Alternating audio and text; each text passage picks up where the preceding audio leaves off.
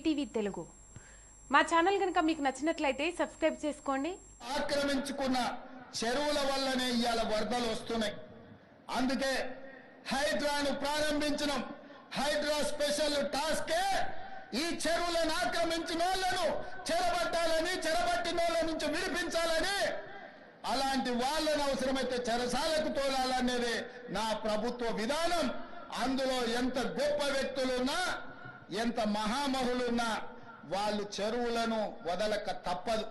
అందుకే ఈ వేదిక మీద నుంచి గొప్ప వ్యక్తులకు నేను విజ్ఞప్తి చేస్తున్నా, అయ్యా ఆక్రమించుకున్న చెరువులను మీరే వదలండి, గౌరవంగా పక్కకు తప్పుకోండి, నీటిపారుదల శాఖకు అప్పగించండి, మీకేం కావాలనో పోయి దూరంగా కట్టుకోండి.